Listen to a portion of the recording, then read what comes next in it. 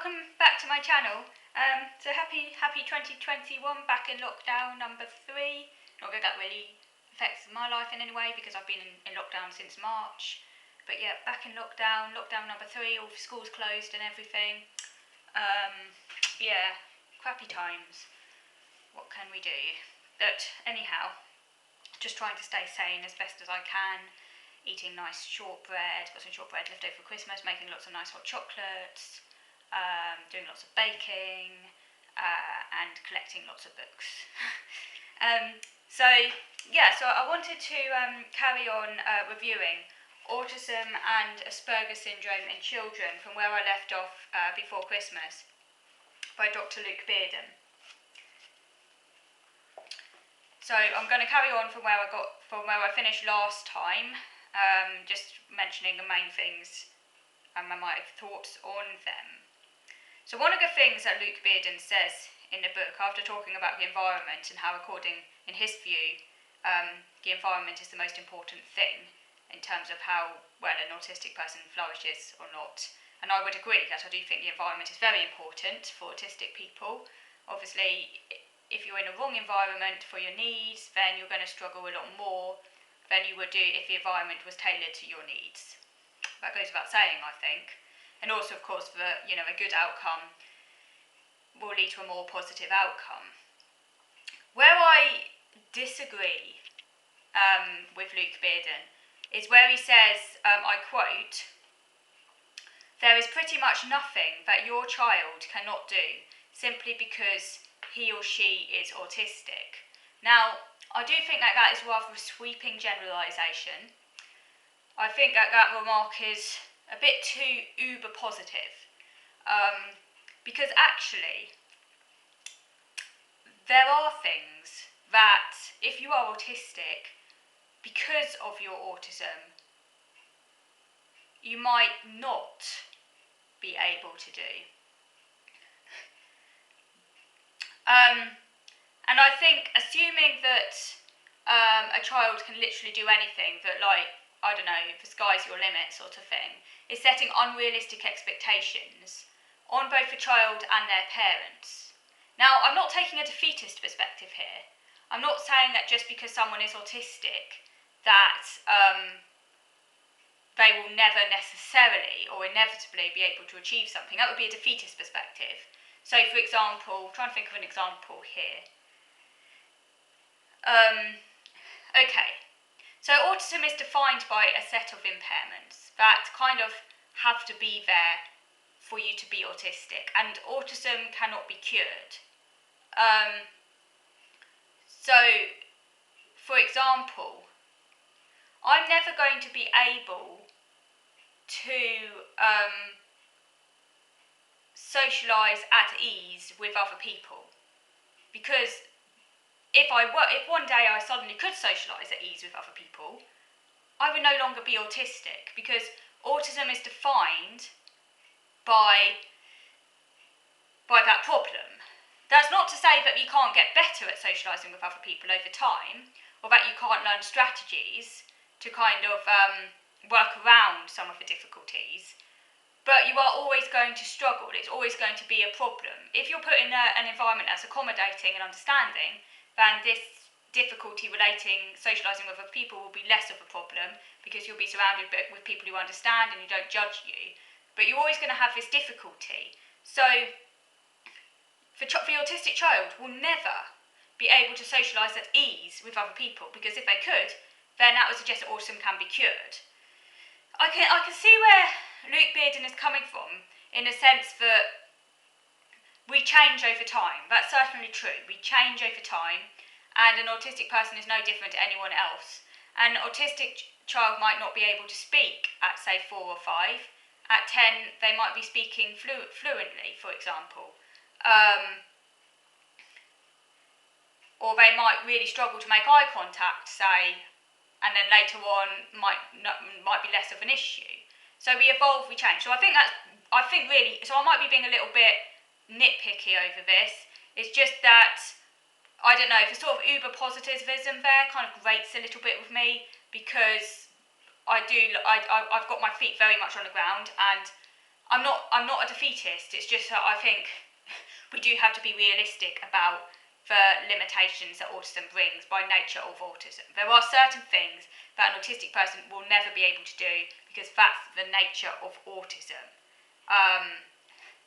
But of course, within that, there are things that you can improve on, get better at, and it's not the case that just because you're autistic, you're going to be always going to be finding something, say, how can I put it? Just because you're autistic, what I mean is you can evolve, basically, you can grow. So I might just be being a bit pedantic there, but I don't know, uber positivity kind of does grate a little bit on me. And I do think it sometimes, like, it sets unrealistically high expectations. And while autism, of course, is not an excuse, it is something there that is something that you're born with that does place very real obstacles in your path. And sometimes it is important and also compassionate, in a sense, to yourself and to other autistic people to understand that there are some things that actually, because of the nature of your brain, you're not going to be able to do, and to kind of like accept that instead of like fighting against it, because that can actually end up being like a losing battle. But that's not the same thing though as giving up or being defeatist, because you are still accepting that you can grow and you can develop within the constraints of your condition. That's how I try and see it, because otherwise you end up getting down, don't you? I think. So although I agree with Luke Beardon that there is nothing a child can't do that is applicable to all autistics, I agree with him there, because autism affects people in so many different ways.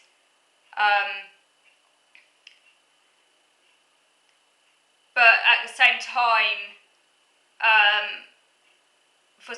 because autistics do vary so much, some things are going to be absolutely insurmountable for one autistic person that another autistic person might be able to overcome. And for some autistic people, certain things are insurmountable. And trying to pretend that they're not could just end up kind of resulting in unnecessary stress because you're fighting a losing battle. Sometimes it is important, I think, to accept the impairment, just to accept it, you know.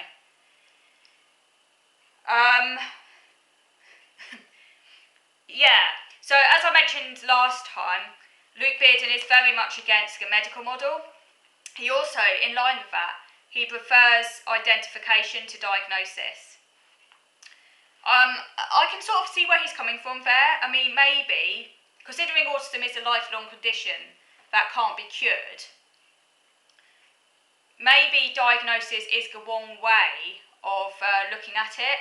So I think that, you know, you need to have a kind of a proper assessment in order to find out whether or not you are autistic, because autism is like a serious condition, and like otherwise all and sundry could say that they're autistic just because they have a few traits, you know, and autism would lose all meaning and all validity as a serious condition. So I think it's very important that you know, proper assessment is carried out by experts who are trained in the field. But I agree with Luke Beardon that maybe we should be calling it by a different name other than diagnosis, because diagnosis almost implies like an illness, a disease, something that can be cured, when of course autism is not an illness, it's not a disease, it can't be cured. So yeah, identification is maybe a better name for it, maybe, so maybe I agree with him there. He's against the word disorder and he's against the term impairment. Again, I can see where he's coming from with regards to disorder, because it does sound rather negative. Like somehow like you're out of order. I mean, I can see where he's coming from there. Maybe we need to think about better words. I'm not sure that necessarily condition is any better than disorder. I can see where he's coming from. That's something we can talk about or debate about. But he's also against impairment, and that's where I'm not so sure, because I do think that autism, for at least some of the autistic population, does carry with it very real impairments, and those impairments, we're not talking about disability. Disability is the impact that society has on the impairment. We're talking about the impairments that you're born with, the things that you're going to really struggle with that are like innate, that no matter what society we live in, you're going to need accommodations for those impairments. And some of those impairments can cause a lot of pain for some autistic people. So actually, I think sometimes impairment is the right word to use. So where I can see he's coming from with the word disorder, which kind of is unduly negative really, I think impairment is okay to talk about impairment when it is an actual impairment for some autistic people. And likewise, disorder may well be applicable for some autistic people. Yeah. But obviously, again, it's because autism is so varied, it's so personal. We can't apply sweeping rules for all autistic people. That's the thing.